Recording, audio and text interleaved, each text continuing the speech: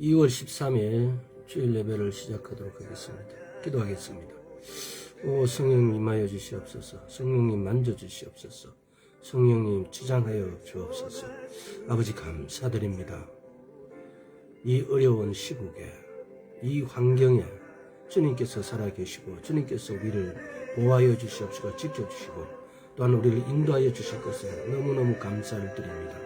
주님, 세상은 어지럽고 주님 오실 때가 이때라고 하였사오니 주의 오심에 우리 다 같이 주님 앞에 설 수 있도록 주의 은혜 베풀어 주시옵시고 또한 지금까지 주님 오심에 대해서 준비하고 있지 않는 많은 사람에게도 주의 오심을 전할 수 있는, 주의 오심을 예비하고 준비시킬 수 있는 은혜를 저에게 부어 주셔서 저희가 그렇게 주님 나라를 위해서 일할 수 있도록 주의 은혜 베풀어 주옵소서. 감사드렸고 예수 그리스도 이름으로 기도드리옵나이다. 아멘. 예, 지지난 시간 3시간에 걸쳐서 사도행전 11장 한번 살펴보도록 하겠습니다. 사도행전 11장 오늘은 한 구절만 읽겠습니다. 사도행전 11장 28절 사도행전 11장 28절 사도행전 11장 28절 그 중에 아가브로 하는 한 사람이 일어나 성령으로 말하되 천하가 크게 흔들리려 하더니 그로 때에 그렇게 되니라. 성령으로 말하되 천하가 크게 흔들리리라고 이렇게 예언을, 아가보는 뭡니까? 선지자니까 하나님께 받은 계시를 지금 말한 겁니다. 그래서 우리가 지금 계시와 예언의 차이를 2시간에 걸쳐서 이렇게 말씀드렸고, 이런 계시나 예언이 우리에게 임함으로 인해서 우리의 앞날에 우리의 전망, 비전을 변화시켜 주실 거라는 겁니다. 어떻게 할 때? 우리가 성령님하고 교통할 때. 우리가 성령님하고 교통할 때에 이런 계시가 예언이 우리에게 임하셔가지고 우리의 미래를 또는 우리의 과거를 조명함으로써 현재를, 미래를 새롭게 할 수 있는 이런 비전을 우리에게 주신다는 겁니다. 그래서 우리가 성령님하고 교통함이 그만큼 중요합니다. 성령님하고 교통함 없는 신앙은 존재하지 않아요. 성령님하고 어떤 교통함이 없는 어떤 믿음도 존재하지 않아요. 왜? 과거에는 우리 이런 비전이나 이런 것들을 갖다가 주님께서 구약에는 그랬어요. 기름을 부어주셨어요. 기름은 누구에게 기름을 부어주십니까? 왕에게, 제사장에게, 선지자에게. 이렇게 기름 부으심으로 하나님의 뜻을 전하신 거예요. 원래 하나님께서는 이스라엘이 이렇게 기름 부으신 제사장이나 제사장을 통해서, 선지자를 통해서 하나님이 다스리려고 했어요. 그런데 이스라엘이 왕을 사모해요. 왕을 사모함으로 하나님은 너희가 나를 버렸다고 말씀하세요. 그래도 그 이스라엘을 버리지 않으시고 왕을, 제사장을, 선지자에게 기름 부으셔가지고 비전을 주신 거죠. 그럼 오늘날 우리는 그러면은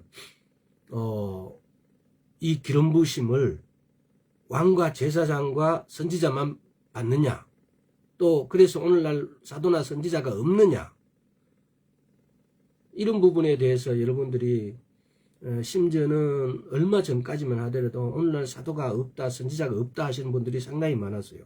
그렇지 않습니다. 에베소서 4장 11장, 로마서 12장, 고전 12장을 통해서 우리는 에베소서 4장 11장에서 사도, 선지자, 목사, 교사, 복음 전하는 자 이렇게 해서 나눠져 있는 부분들, 또 로마서는 고린도전서에서 그런 부분을 더 확장시켜서 이렇게 나눠놓은 걸 볼 수가 있습니다.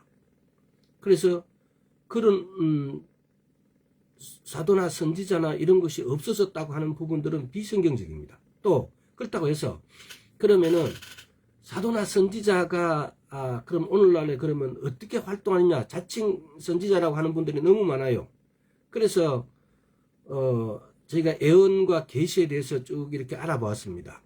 그래서 오늘은 이 예언과 계시를 갖고 사역하시는 분들이 선지자예요. 그래서 오늘날은 자칭 선지자가 너무 많다 보니까 오히려 거기에 대한 부작용이 너무 많다는 겁니다.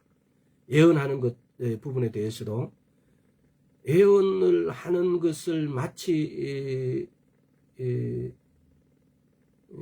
쉽게 말하면은 어느 때 어느 시기와 상관없이 늘 자기 임의로 예언을 해줘서 오히려 사람을 묶어버리는, 또 그 예언이 맞지도 않고 이렇게 해서 오히려 비신앙적이고, 또 그렇게 해서 그 사람들이 오히려 고통을 당하고, 또 그렇게 예언한 사람들도 결국 뒤가 좋지 않고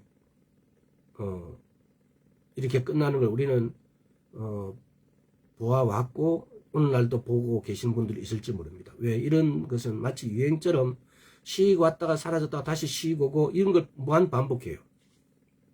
그래서 다시 한번 우리가 한번 지난 2시간 동안 한 걸 짚어보면서 오늘은 선지자가 무슨 것인지 무엇인지 에베소 4장 11절에서 사도와 선지자, 그리고 복음 전하는 자, 그리고 목사, 교사 이렇게 나눠놨는데 아주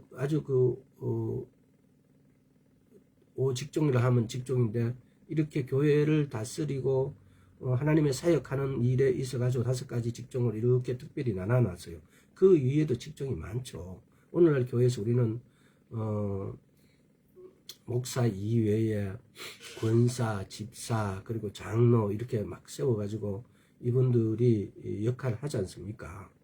근데 우리가 인간은 어떻게 보면은 조금 계급 어떤 이런 사회에 대해서 약간 적응을 해요. 보이지 않는 계급적인 어떤 것을 굉장히 또 심취하고 또 계급에 의식을 많이 하는 거죠. 그것이 마치 어떤 선민적인 우월주의적인 어떤 사상이 조금 있는 것 같아서 또 그런 걸 추구를 하고 그런 것 같아요. 그래서 우리가 이 말씀을 통해서 전혀 그런 쪽에 우리는 매이면 안 된다는 거, 또 그리고 그 직종들을 정확한 눈으로 정확하게 볼 수 있어야 된다는 겁니다. 그래서 지난 시간을 다시 방문해서 리바이브를 하면서 한번 봅시다. 예언한다는 것은 지금 예언이를 한자로 기록했을 때 예언은 그것이 미리 이렇게 아는 내용이 아니에요. 다시 말하면은 미리 예가 아니고 맡길 예라는 겁니다. 맡길 예. 그래서 예언하다 이 말은 흘러나오다. 물방울처럼 떨어지는, 그러니까 그야말로 하나님에게서, 성령님에게서 이렇게 흘러나오는 걸 말한다. 그래서 히브리어는 나비, 헬라어로는 프로페테스라고 한다.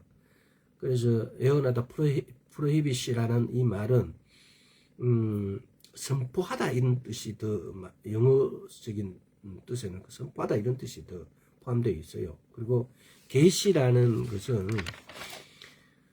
아포칼립스라는 것은 뭔가 감추는 그 덮개를 제거하다 뭐 이런 개념이에요. 그래서 히브리어는 내부와 예상하다, 또 헬라는 프로페테이아라고 그랬죠. 프로페테스라면 선지자라는 이런 뜻이 있는데, 예언하다, 그래서 계시, 레벨레이션이라는 것은 하나님이 자신을 나타내는 거. 하나님이 어느 날 갑자기, 예를 들어서 계시하다는 것은 갑자기 하나님께서 나를 통해서 또는 누구를 통해서 어떤 선지자를 통해서 또 어떤 은사적인 측면에서 어떤 은사를 그 어떤 사람을 통해서 하나님 자신을 나타내는 겁니다. 그랬을 때 우리는 그걸 계시냐 예언이냐 이런 걸 분별하는 거죠. 그래서 계시와 예언의 차이는, 계시는 주로 보면은 9가지 은사가 우리가 보면은 지혜의 말씀과 지식의 말씀과 믿음의 은사가 있어요. 그러니까 예를 들어서 9가지 은사 중에서 머리로 하는 것이 있고, 이게 계시적인 거예요. 지혜의 말씀과 지식의 말씀과 영분별 은사. 머리로 하는 것을 우리는 보면 계시적 은사라고 봐요. 그 다음에 말로 하는 게 있어요. 방언과 방언통변과 예언하는 거. 그 다음에 손으로 하는 거. 행동으로 하는 거죠. 병 고치는 은사와 능력 행함과 믿음의 은사. 이렇게 9가지 은사를 세 파트로 머리로 하는 거, 말로 하는 거, 입으로 하는 거, 그 다음에 손으로 하는 거, 행동으로 하는 거. 이렇게 나눠보면은 계시적 은사라는 것은 계시를 해주는 것은 지혜의 말씀과 지식의 말씀과 영분별 은사예요. 그래서 주로 계시라는 것은 이 은사가 임하는 걸 이야기하는 겁니다. 물론 그래서 우리는 보면은 마치 목사는 또는 예언자는 또는 은사자들에 대해서 선지자가 단지 예언한다고 그러면 선지자냐? 그렇지가 않다는 겁니다. 선지자는 예언할 뿐만 아니라 거기에다가 계시적 은사의 2가지 이상, 즉 지혜의 말씀과 지식의 말씀과 영분별 은사를 반드시 가지고 있어야 되고, 또 선지자는 보면은 선지자가 저 사람이 선지자다라고 하려면은 이분은 반드시 선포자가 돼야 돼요. 말씀 전하는 자가 돼야 돼요. 그러니까 우리는 어떤 은사자를 한 가지의 기준으로만 저 사람이 예언하니까 저 사람이 막 예언이 잘하고 막 너무 잘 맞으니까 저 사람이 선지자다 이러다 보면 한두 사람이 선지자 이러다 보면 나중에 그 사람이 선지자가 되어 있어요. 그런 개념이 아니라는 겁니다. 그래서 주님 오심이 가까울수록 우리에게서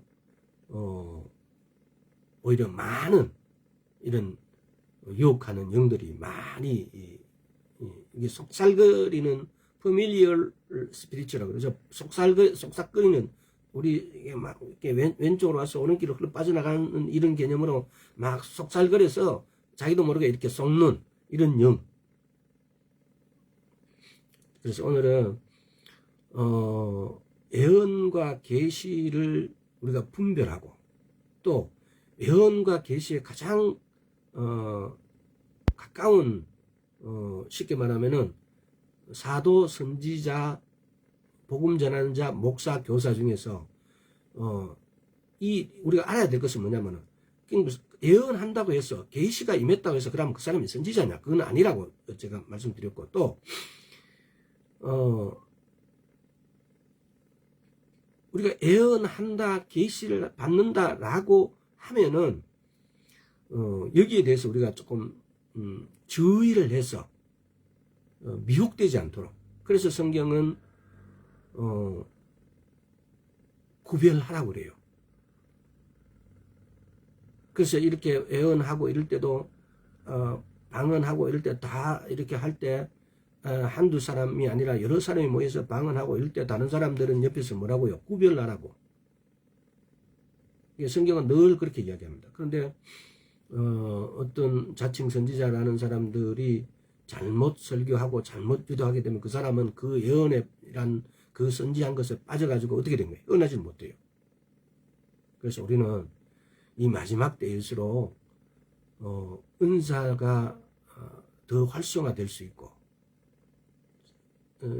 전혀 믿지 않는 사람에게서 속지 않습니다. 자칭 신실하다고 누구나 많은 사람들이 저 사람은 신실하다라고 인정하는 사람에게서 우리가 속을 확률이 많다는 겁니다. 그래서 오늘은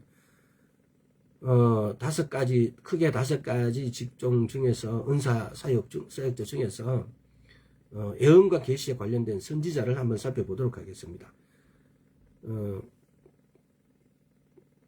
에베소서 4장 11절 다시 한번 보겠습니다. 조금 전에 제가 말씀했듯이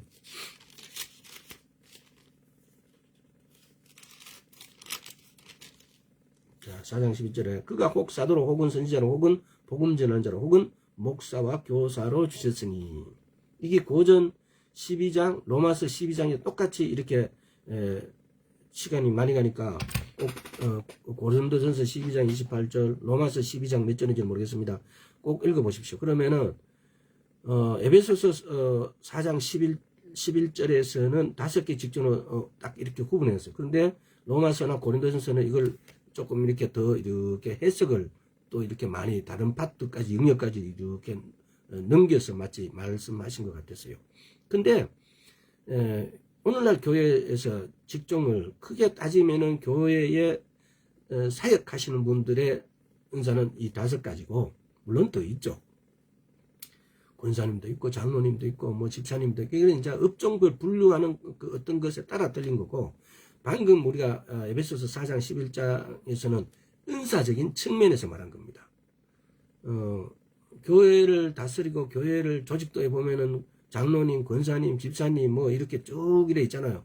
이것은 어떤 조직 서열적인 어떤 그런 차원이고, 방금 에베소서 4장 11절에는 사역자들의 어떤 구성도라 그럴까요? 은사의 어떤 직종 이런 겁니다. 그래서 고린도전서 12장에 9가지 은사 중에서 우리가 9가지 은사를 다른 날에 한번 다시 이걸 천천히 나눠서 한번 설명을 해볼 필요가 있고, 지금까지 우리가 만약에 아주 단순하게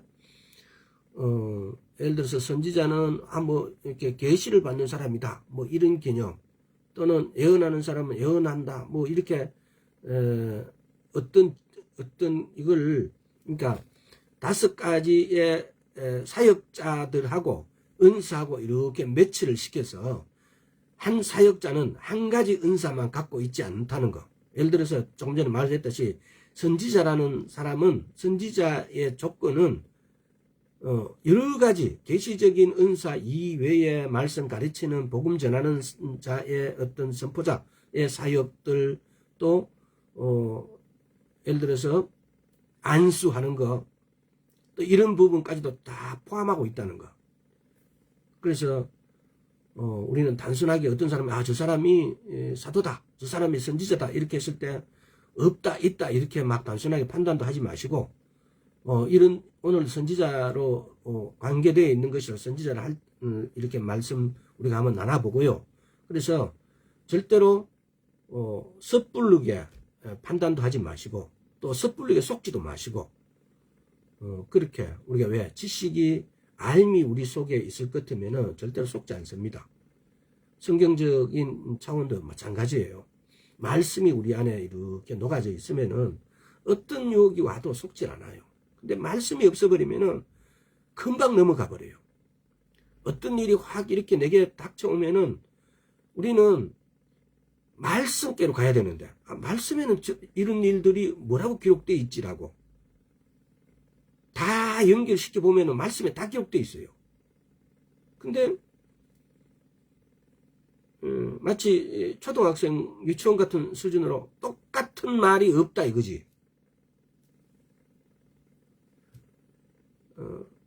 기록된 단어가 똑같다 없다 똑같다 이것도 첫째지만, 두 번째는 의미적으로 이런 의미가 되어 있는지, 뜻이 이렇게 되어 있는지를 우리는 분명히 살펴봐야 됩니다. 그건 왜? 그걸 알려면 말씀을 읽어봐야 되죠. 말씀을 모르면 그걸 의미를 살펴볼 수가 없어요. 그래서 오늘날도 그러면 첫째 보면 선지자가 있느냐 뭐 이렇게 갖고 많이 이것 갖고 이렇게 다툼을 하는 사람 많습니다. 선지자가 있습니다. 왜? 에베소서 4장 11절, 로마서 12장, 고전 12장에서도 이렇게 분명히 기록되어 있고, 그럼 선지자가 도대체 어떤 사람인가를 오늘 한번 알아봅시다. 응? 그러니까 선지자 사역은 에베소서 4장 12절을 봅시다. 에베소 편 하시니까, 이는 성도를 온전케 하며, 이게 지금 그는 성도를 온전케 하며 봉사일을 하게 하며 그리스도의 몸을 세우게 합니다. 이렇게 은사적 사역을 교회 안에서 사도, 선지자, 복음 전하는 자, 목사, 교사를 주신 이유는 성도를 온전케 하기 위해서 봉사일을 하게 하고, 봉사일을 하게 하는 것이 누가 하나님이 일하시는 거예요. 물론 다 그리스도의 몸을 세우시게 하는 것도 다 하나님이 일을 하시는 거죠. 그리스도는 교회의 몸이 있어요. 교회의 머리 됐어요. 그리스도의 몸인 우리 교회, 예수와 그리스도는 교회의 머리 됐어요. 예수 그리스도가 교회의 머리 되신다는 이 말은, 쉽게 우리가 다시 이렇게 한 번 더 이렇게 요걸 다르게 설명하면은, 주시는 이도 예수 그리스도, 부르시는 이도 예수 그리스도. 준비시켜내시는 것도 예수 그리스도. 이거 여러분 외워놓고 적어놓으세요. 그래서 우리는 이 예수 그리스도께서 그 일을 부르시고 주시고 준비시킨 일을 하실 수 있도록 우리에게 맡길 수 있도록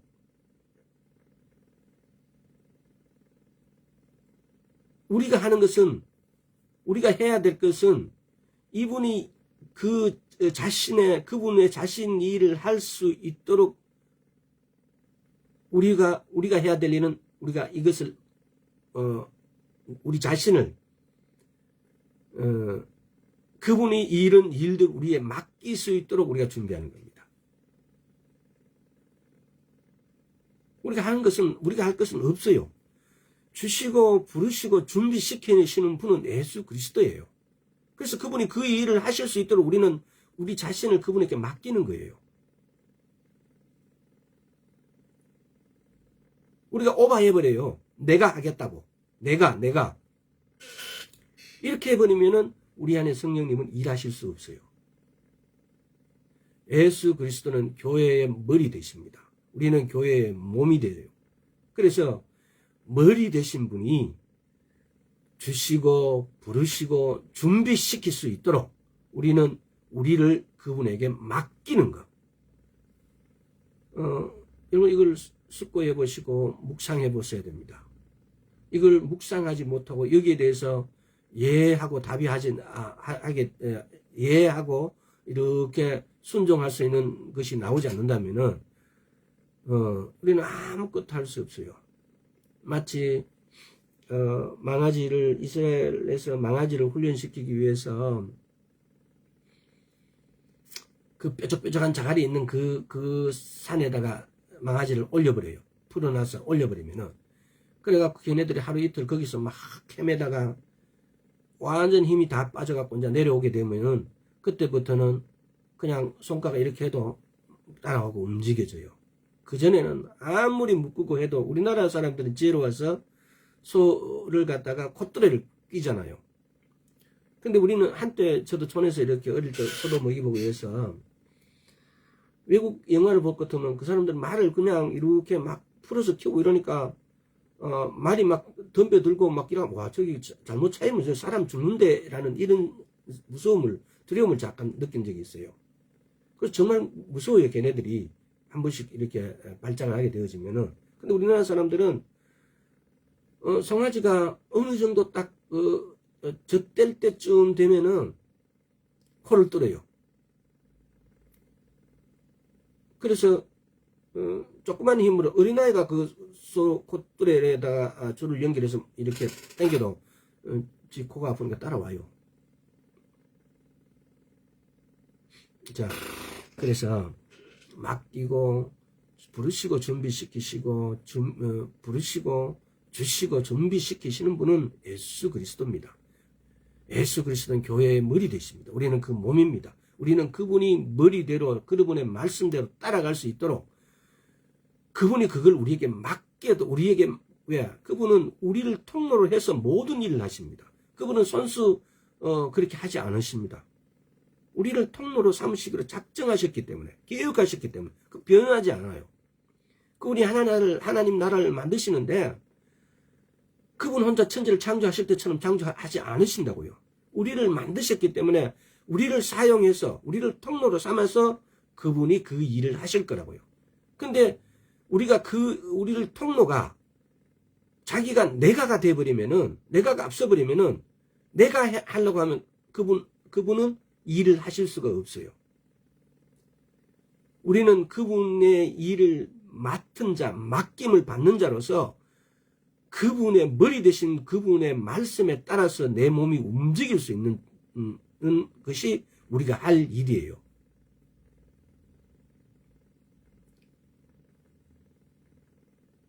자, 참 진입으로 썼는데 선지자는 쉽게 말하면은 선지자는 갑작스럽게 떠오르는 영감의 발현을 통해 순간적으로 일어나는 갑작스러운 계시의 빛을 받아 이야기하게 된다.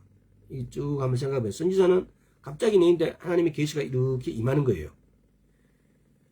미래에 일어날 사건이든 아니면 성령님께서 어중에 있는 어떤 것에 관한 것이든 간에 갑작스러운 계시로 말을 전하게 된다는 겁니다. 성경에 우리는 그런 걸 자주 읽어볼 수 있습니다. 성경에서. 또 어떤 목사님들은 말씀 중에 계시가 임했다 그래요.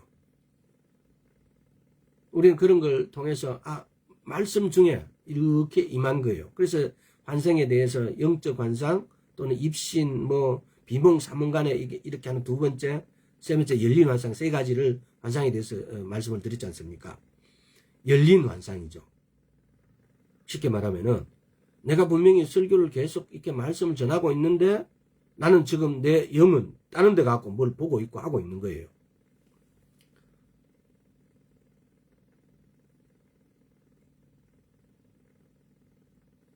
바울도 그랬잖아요. 사울 때에 하나님의 계시가 임해서 눈이 어두워지면서 저는 하나님 앞에 가 있어요. 바울은. 이런 부분. 이런 걸 우리는 열린 환상이라고 해요. 자, 다음에 선지자는 첫째, 두 번째, 주의 종으로 서는 사람, 상 가운데 임한 하나님의 부르심과 함께 구별되어 사역으로 부르심을 받는 사람. 이건 사역자로, 선지자라는 것은 사역자로의 부르심을 받는 사람. 선지자는 선포자, 말씀 전하, 세 번째, 말씀 전자 또는 말씀 가르치는 자다. 선지자는 단지 예언하고 계시를 받는 사람이 아니라 선지자 받으신 말씀을 전하는 자, 말씀 선포하거나 말씀을 전하는 자다라는 거. 또 선지자는 쉽게 말하면은 전임 사역자다. 우리 오늘날 우리말로는 또 네 번째는 선지자라고 해서 다 예언하는 자는 아니다라는 거. 고린도전서 14장 1절에 보면은 예언 이런 저런 거 다 있지만은 예언하기를 특별히 사모하라 그래요. 예언하는 것은 사람의 만화에 덕을 세우고 건면하며 서로 위로하는 거. 고전 14장 3절에 보면은 예언하는 건 이런 거예요. 근데 우리가 볼게요. 사도행전 21장을 한번 봅시다. 그래, 이걸 좀 구분을 하면서 사도행전 21장 8절에서 11절까지 한번 읽어보도록 하겠습니다. 8절에서 11절. 이튿날 떠나 가이사랴에 이르러 7 집사 중 하나인 전도자 빌립의 집에 들어가서 유하니라. 그에게 달렛이 있으되 처녀로 예언하는 자라. 여러 날 있더니 한 선지자 아가보라 하는 이가 유대로부터 내려와 우리에게 와서 바울의 띠를 가져다가 자기 수족을 잡아매고 말하는 성령이 말씀하되 예루살렘에서 유다인들이 이같이 이 띠 임자를 결박하여 이방인 손에 넘겨주리라 하거늘.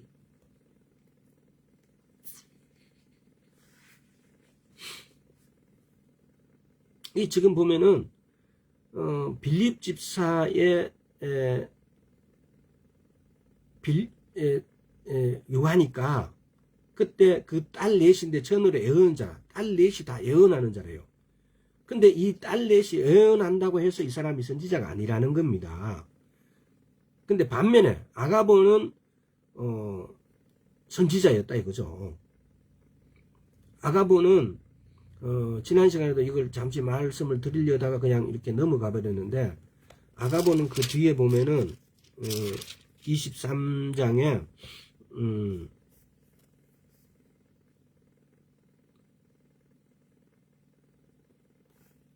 자, 이거 나중에 또 지나가서 합시다. 자, 이게 지금 보면은 23장에 나오는 거 읽고 갈까요? 지금 보면은 이걸 연결을 나중에 시켜드릴게요. 11절, 23절 11절. 그날 밤에 주께서 바울 곁에 서서 이르시되 담대하라 내가 예루살렘에서 나의 일을 증거한 것 같이 로마에서도 증거해야 하리라 하시니라. 이건 지금 바울에게 이렇게 말씀하신 건데 지금 이걸 뭘 말씀드리려고 하냐 이러면요.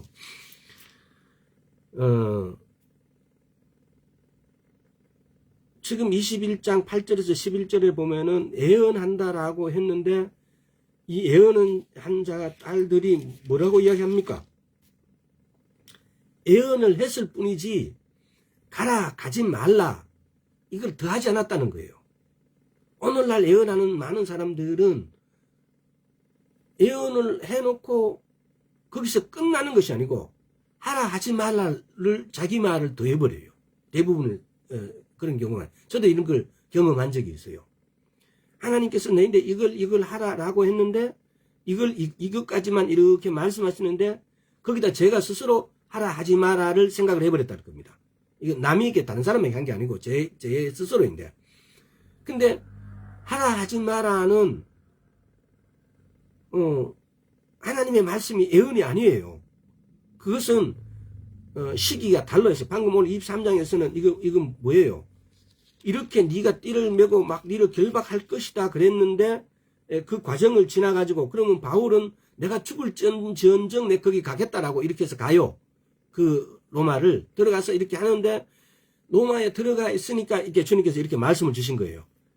그날 밤에 주께서 바울 곁에서 이르시되 담대하라 내가 예루살렘에 서서 나의 일을 증거한 것 같이 로마에서도 증거하여야 하리라. 이게 다시 말하면 뭡니까? 빌립의 딸들이 만약에 가면 네가 결박될 건가 네가 가지 말아라.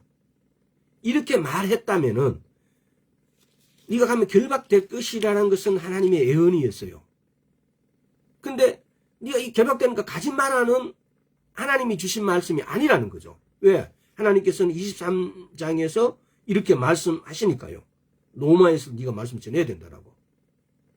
이게 아주 우리가 이게 간단한 것 같지만은 예언을 받았을 때 또는 계시를 받았을 때 예언자가 계시자가 하나님으로부터 받은 그것에다가 더해버린다는 거. 가라 가지 말라까지, 하라 하지 말라까지. 다시 나중에 사도행전 21장, 22장, 3장을 한번 읽어보십시오.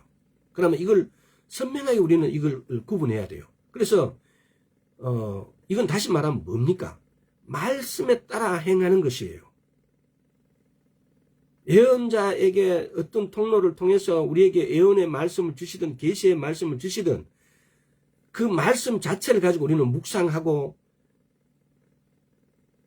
이것이 하나님의 말씀이라면 바울은 뭡니까? 난 죽으면 죽으리라고 가는 거예요.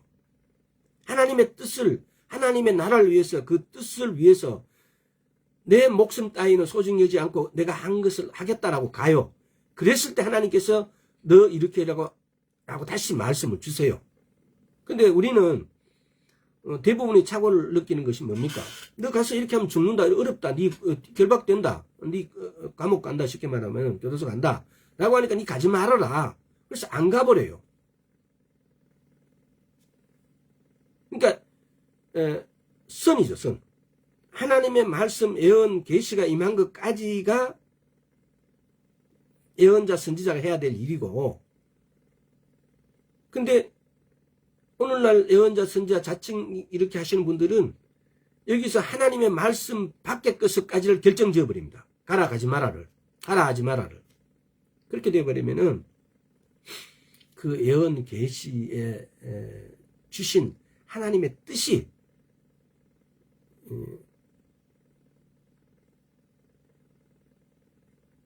반대로 하나님의 뜻이 역전시켜버려요. 하나님의 뜻과 상관없는 것을 반대로. 이렇게 해서 예언자도 예언을 받는 사람도 그 결과가 좋지 않다는 겁니다. 이거는 그나마 또 이런 경우고 또 대부분의 또 많은 예언 선지자는 가짜를 하는 분들이 너무 많아요. 이게 마치 유행처럼 왔다가 또 사라졌다가 또 왔다가 이렇게 해요. 이 교계에서. 특별히 교회에서도 그러잖아요. 또 예언 선지자 뭐 이런 분들을 많이 초청해서 심지어는 외국에 있는 분들도 많이 초청해서 이렇게 예언하고 막 하잖아요. 자, 그래서 선지자는 예언의 인사 플러스 계시의 은사를 가지고 있고 가르치는 은사를 갖고 있고 또 선포자는 어떻게 보면은 복음 전하는 자의 개념이 더 많이 이렇게 포함되어 있어요.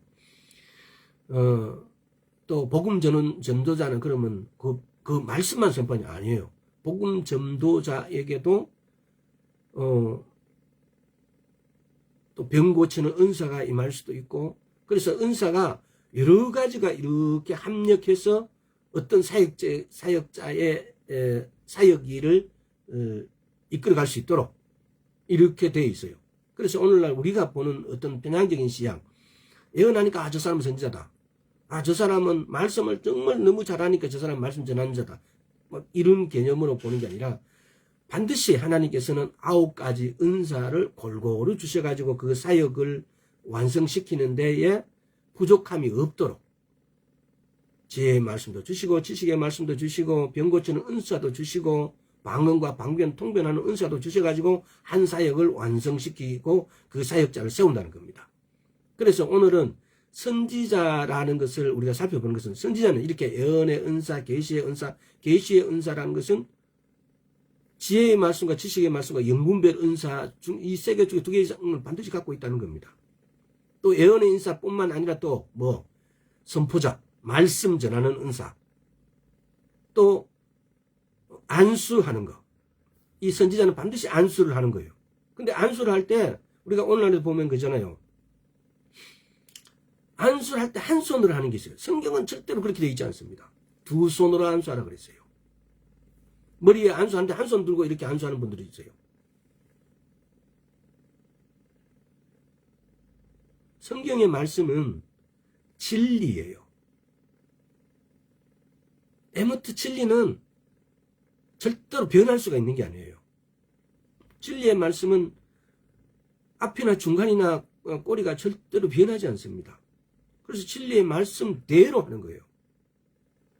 2손으로 하라는 것이 오늘날 바쁘니까 어떻게 세월이 많이 지나서 한 손으로 한다고요? 존재할 수 없습니다. 안수를 우리가 목사님들이 이게 또 안수도 또 목사만 하는 게 아니에요.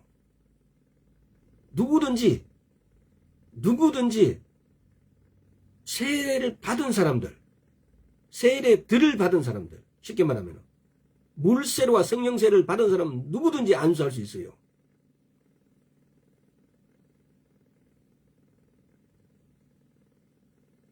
마치 그것이 목사의 전유물처럼 이렇게 생각하시는 분들이 오늘날도 목사님들 마치 목사인 게 무슨 안수하냐 이렇게 하시는 분들을 많이 봤어요. 아니라는 거. 그 비성경적인 겁니다.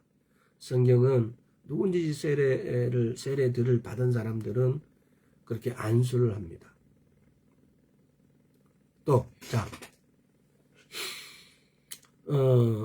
그러면 우리가 지혜의 말씀을 이게 선지자 갖고 있는 계시의 은사, 아까 전에 제가 고린도전서 12장에서 9가지 은사 중에서 계시의 은사, 지혜와 지식과 영분별의 은사, 이거는 주로 머리로 하는 은사, 이 개념을 한번 해보세요. 그 다음에 손으로 하는 은사, 행동하는 은사겠죠.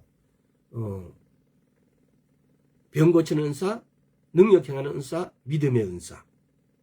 그 다음에 입으로 말로 하는 은사는 방언과 방언, 통변과 예언하는 은사. 9가지 은사로 이렇게 세 파트로 머리와 입과 손으로 이렇게 나눠볼 수 있습니다.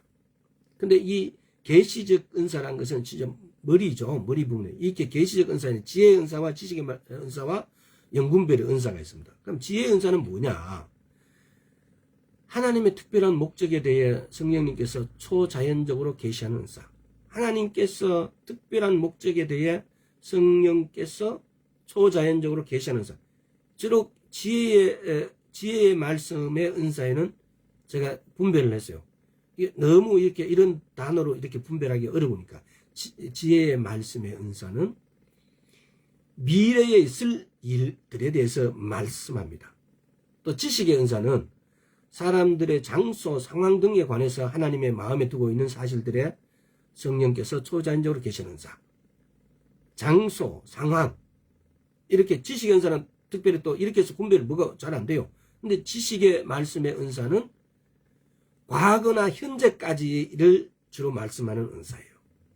지혜의 말씀은 미래에 대해서, 지식의 말씀은 과거나 현재에 대해서, 과거나 현재에 대해서 너 이런 적 있지, 이렇게 했지, 이렇게 막 말씀하시는 은사.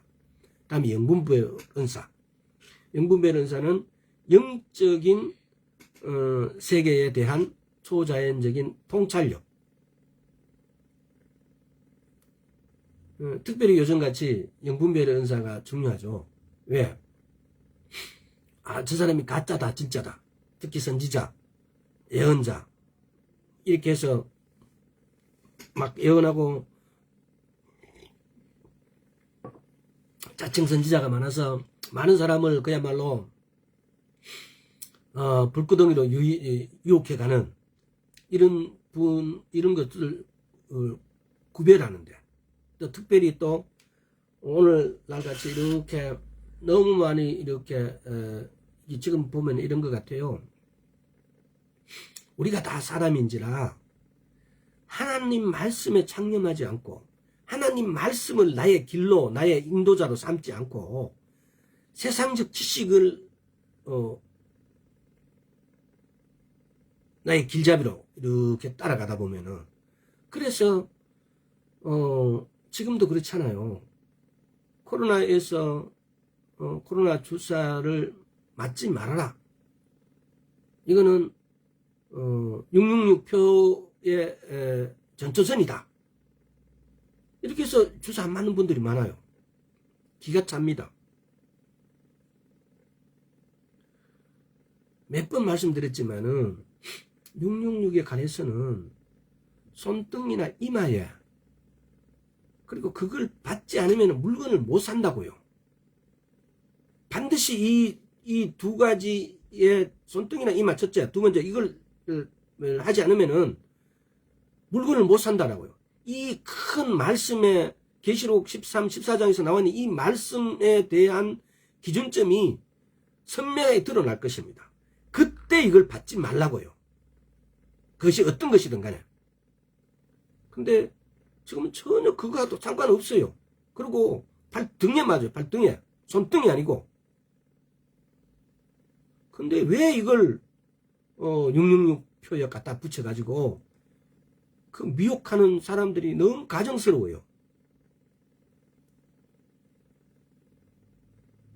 그래서 많은 사람들에게 오히려 코로나를 전파하는 역할을 해요. 숙주 역할을 해요. 하나님이 언제 숙주 역할을 하라고 그랬어요? 그것이 뭔 사랑이에요? 다른 사람을 죽이는 그거 아프게 하는 건데, 그건 하나님의 말씀 전반적인, 하나님이 이 말씀을 압축하고 십계명으로 압축하고 더 압축해서 사랑하라고, 서로 사랑하라고. 근데 내가 안 받는 순간 내가 걸리게 되면 모든 사람에게 이 숙주 역할을 해가지고 모든 사람인데 코로나를 다 전염시키는데 이 사랑입니까? 사랑 전에 뭡니까? 하나님을 사랑하라, 이웃을 사랑하라.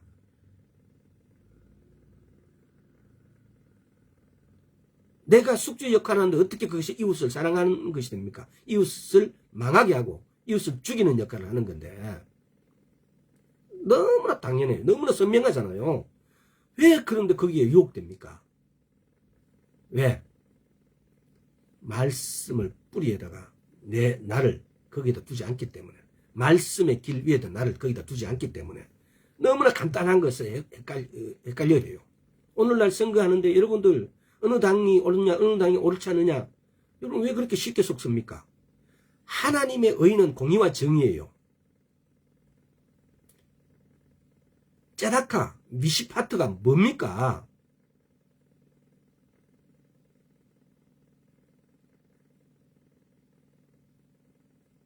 어떤 것이 정의고 어떤 것이 공의롭고, 성경에는 여러분 공의, 정의, 정직을 한번 성경에다 의에 한번 이게 단어로 찾는 성경에다 한번 이렇게 찾아보세요. 도대체 몇 가지인가, 얼마만큼 되는가, 분량이. 성경에는 공의와 정의의 내용으로 가득 차 있습니다. 어떤 것이 어렵고 어떤 것이 공의롭고 어떤 것이 정의로운지. 그런데 신천지를 동원하고 거기 하는데 그것이 정의롭다고요?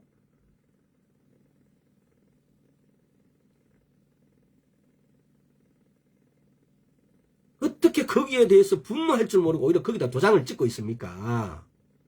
예수를 믿는다는 분들이, 목사님이라는 분들이 기가 찰 노릇입니다. 우리는 인간에서 완벽한 인간을 구할 수는 없습니다. 비록 예수를 믿는 아주 훌륭한 목사님이라 할지라도 개인적인 것을, 삶을 보면은 오직 내 죄를 사해 주십시오라고 회개할 길만 열려져 있지 아무것도 없습니다. 우리 인간은 물론 나보다는 훌륭한 인간이 많습니다. 그 대상이 나였을 때는, 기준점이 나였을 때는 나보다는 더 정의롭고 공의롭고 훌륭한 많은 분들이 있습니다. 그러나 하나님 보시기에 수근수근거리는 것도 죽을 죄에 해당하는데 어떻게 우리가 우리 의로 하나님 나라에 들어갈 수 있겠습니까? 존재할 수 없어요. 그래서 여러분 말씀에다가 기준을 말씀에다 두세요. 말씀에다 두면은 그렇게 어렵지 않게 보여요. 뭐가 옳다 그러다라는 어떤 평가가 꼭 옳기 때문에 옳은 게 아니고 꼭 저 사람이 완전 완벽하게 옳아서 옳은 게 아니고 우리는 선택 기준이 인간을 선택하는 데 있어 갖고 선택 기준이 그러잖아요. 완벽해서 선택하는 게 아니고 그 중에 나으니까.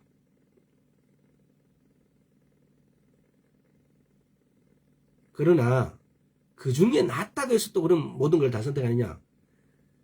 하나님 반대편에 서 있는 어떤 것도 용서해서는 안 됩니다. 우리는 그 길을 가서는 안 돼요.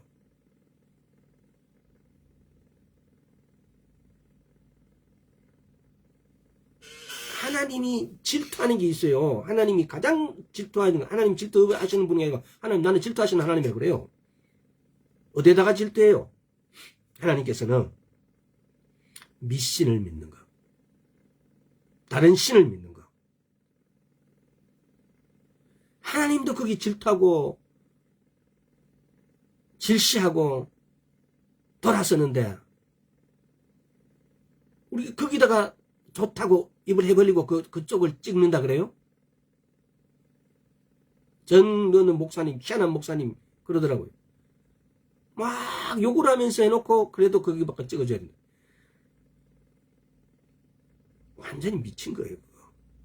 제정신이 아닌 거예요. 우리는 구별해야 됩니다. 거룩해지는 것은 구별하고 구별하는 거예요. 깨끗한 것을 구별하는 거예요. 이게 거룩이에요. 우리는 믿음이란 것이 다른 말로 표현하면 뭡니까? 믿음은 칭의와 플러스 성화예요. 이게 그 7단계, 10단계, 12단계, 이런 거 다 이렇게 요약, 다 우리는 알 필요도 없고, 이렇게 요약하면 그래요. 칭의네. 내가 어렵게 되어지는 거. 내 마음대로 되어집니까? 내가 어렵게 되어지는 것이, 그러면 내가 어렵게 되어지면 그 말입니까? 그걸 내가 이루어가야 돼요. 성화해야 돼요. 나날이, 날마다, 시시때때로.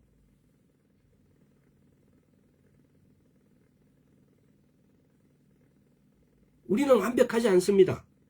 그러나 우리가 선택할 때, 우리가 깨끗해지고 거룩해지고 이렇게 선택할 때마다 그래도 더 주님께 더 가까운 것. 그래서 내 지혜와 내 생각과 나의 주의 사상으로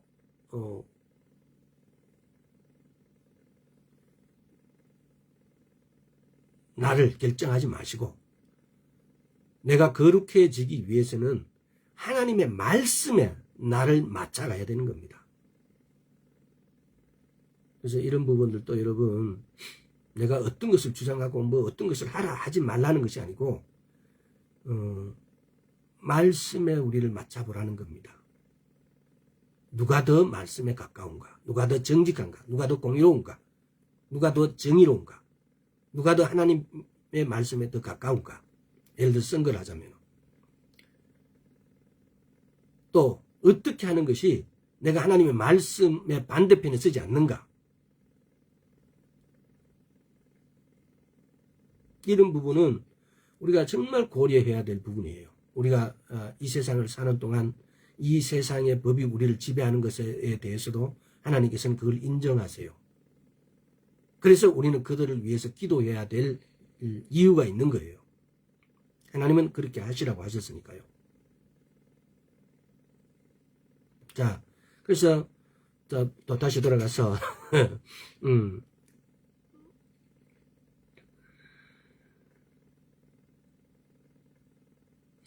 하나님께서는 사람들을 사용하셔가지고 누군가에게 개인적인 메시지를 전하기도 합니다. 하지만 그 통로로 쓰임을 받는 사람들이 스스로 아무에게나 메시지를 전할 수 있다고 생각한다면 그것은 큰 오산이다.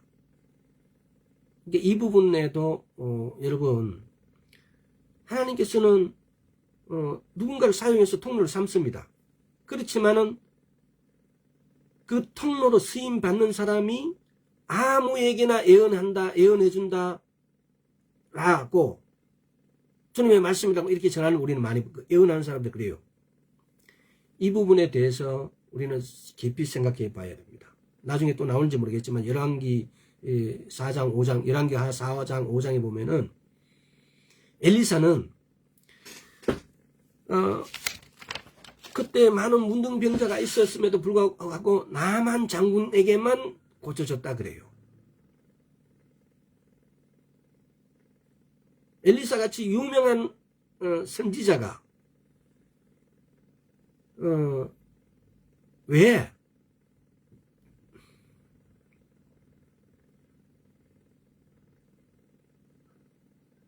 그 나만 장군에게만 병을 주셨을까?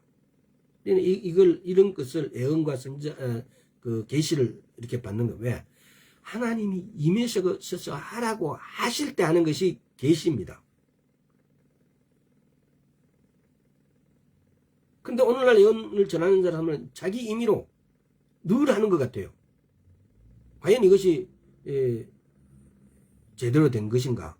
우리는 생각해 봐야 됩니다. 자, 이게 너무 시간이 별로 없네, 그죠? 자, 그래서 또 줄여버리고 구약과 선지자가 오늘날 선지자가 있느냐 없느냐 없다 하시는 분도 있고 오늘날 선지자가 그러면 구약 때 선지자가 똑같느냐? 그렇지 않습니다. 우리는 이것을 깊이 생각해 봐야 됩니다. 왜? 오늘날 신약 때의 신약 이때는 오늘날은 히브리서 8장 6절을 보면은 이거 한번 읽어봅시다. 히브리서 8장 6절.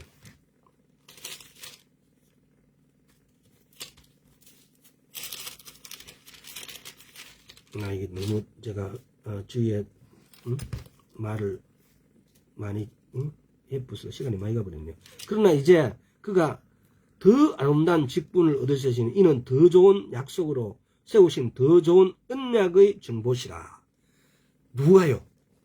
그가 더 나은 언약, 더 나은 뭡니까? 더 좋은 언약의 중보시라. 예수 그리스도를 이야기하시죠. 말씀을 말하죠. 그걸 다른 말 하면은. 그래서 오늘날 기름 부으심 받은 선지자 대신에 이 말씀이 우리에게 계시 예언을 말씀으로 말씀하시고 계신다는 겁니다. 그 구약 시대 때 지성소의 문이 휘장이 예수님이 몸이 그 휘장이 있었어요. 찢으셔 버렸어요. 히브리서에서 보면은 히브리서 10장입니까? 요 뒤에 보면 나오잖아요. 히브리서 10장 19절. 그러면 형제들아 우리가 예수의 피를 힘입어 지성소에 들어갈 담력을 얻다 그래요. 그 길은 우리를 위하여 휘장 가운데 열어놓으신 새롭고 산 길이요 휘장은 곧 저 육체시라. 이 새롭고 산 길을 예수님께서 우리에게 열어주셔 버렸어요. 1년에 한 번 대제사장만이 대속죄일에 지성소를 들어갈 수가 있었는데 근데 그 길을 우리에게는 문이 확 열려 있어서 예수님 앞에 누구든지 시와 때를 상관없이 이렇게 갈 수 있어요. 그럼 우리에게 선지자가 왜 필요해요? 우리는 1년 12달 365일 내내 이 문이 열려져 있습니다. 말씀께로만 가면 그 문이 열려져 있다는 겁니다. 두 번째, 구약의 지성소가 지금 우리와 함께 내주하신, 조금 전에 지금 말씀드렸던 그 마찬가지예요.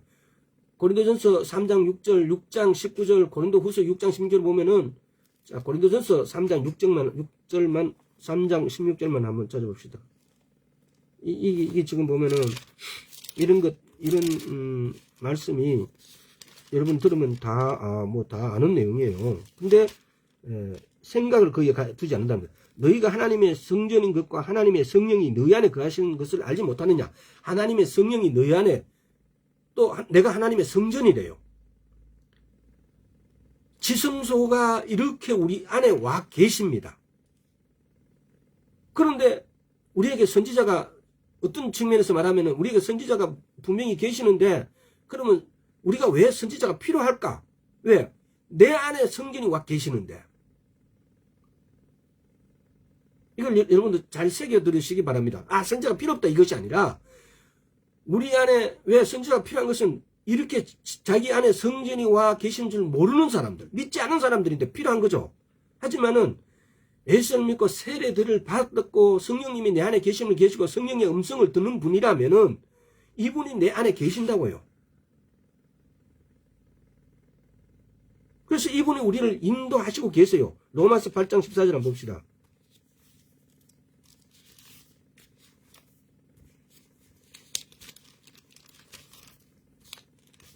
자, 로마서 8장 14절.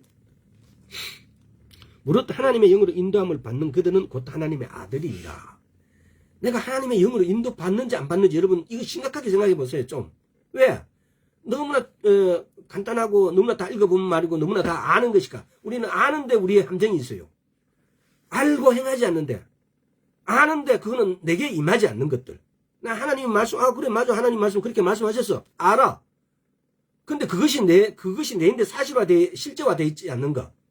사실화 실제화되어 있지 않는 것에 대해서 우리는 여기에서 우리는 각성을 해야 되고, 여기서 우리는 큰일 났다 이 말이 나와야 되는데, 이분이 내재해 있어 갖고 나는 절대로 봉사도 아니고 나는 선지자적인 것을 내 안에 계신 성령님의 음성만 들음으로 인해 가지고 내 모든 것을 알 수 있어야 되고, 이분의 내 모든 것을 알 수는 없겠지만 이분의 인도함으로 가면 내가 어떤 일을 하든 어떤 것을 만나든 간에 나는 안전하게 갈 수 있다는 이 믿음이 있어야 되는데, 나는 믿음이 있다는데 내가 방금 말한 것에 대한 믿음이 없어요. 그러니까 이건 믿음이 있는 게 아니에요.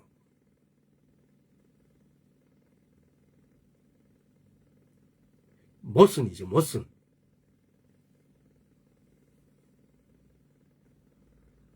그래서 우리는 선지,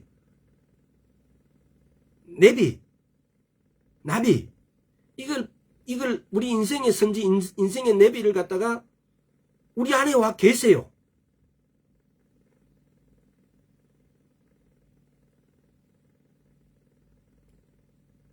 자동차 내비게이션 아니고 내 인생의 내비게이션이 내 안에 계신다고요.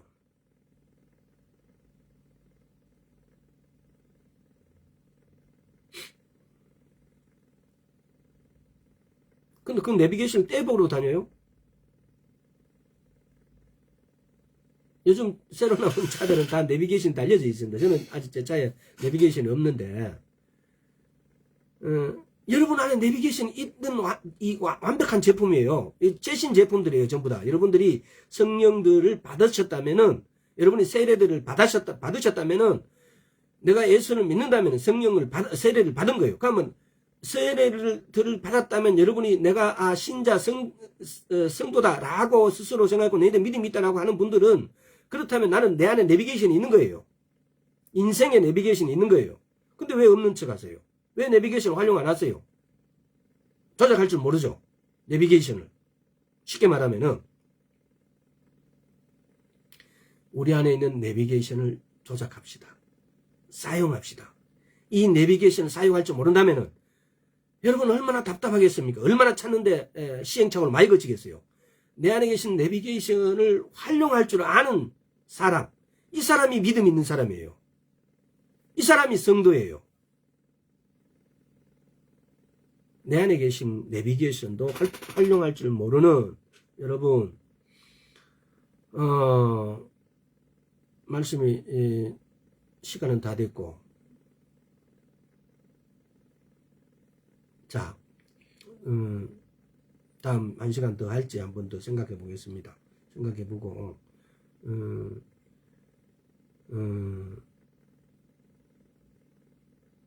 우리가 알아야 될 것은 애언한다고 쉬 말하는 사람들에게 이번 장을 통해 가지고 너무 쉽게 속지 마라. 정말 애언하는 것이 말씀과 일치하는가? 첫째. 그 두 번째, 우리 안에 내비게이션이 있다. 우리 안에 내비가 있어요. 선지의 나비 내비, 우리 안에 이미 성령님이 계시기 때문에 우리는 성령님과 함께함으로, 성령님과 교통함으로, 성령님과의 사귐으로 인해서 우리 안에는 내비게이션이 있습니다. 이걸 활용합시다. 이것을 통해서 우리는 하나님께로 갈 수 있고, 이 땅에서도 풍족한 삶을 누릴 수 있고, 이 땅에서도 모든 길을 하나님과 함께 갈 수가 있습니다. 성령님과 함께 갈 수가 있습니다. 이 내비게이션을 사용하지 않으면은 믿어도 믿는 것이 아닐 것입니다. 예수 그리스도는 우리의 머리 되십니다. 예수 그리스도는 우리의 머리 되시는데 그 머리 되신 분의 영이 우리 안에 와 계십니다. 그분이 머리 되신다는 것은 부르시는 분도 그분이시고 주시는 분도 그분이시고 준비시키시는 분도 그분이시라는 겁니다. 우리가 해야 될 것은 그분이 부르시고 주시고 준비시키는 것을 그분의 일을 하실 수 있도록 우리는 우리 스스로를 그분께 맡기는 겁니다. 우리를 그분께 맡기는 겁니다. 내 안에 계신 성령님과 나의 관계는 이런 겁니다. 나를 그분이 일하실 수 있도록 나를 그분께 맡기는 겁니다. 자, 오늘은 여기까지 하겠습니다. 아버지 감사드립니다. 우리의 믿음은 기도하고 믿고 행하는 믿음이 아니라 또 말씀을 그대로 믿는 믿음이 아니라 때로는 우리 믿음이 멀리 떨어져 있는 것 같습니다. 주님, 우리가 우리의 믿음 자리를 주의 말씀 위에 굳건히 세우기를 원하오니 우리를 지켜주시옵시고 우리를 인도하여 주옵소서. 감사드리옵고 예수 그리스도 이름으로 기도드리옵나이다. 아멘. 궁금한 게 있으면 또 전화 주세요.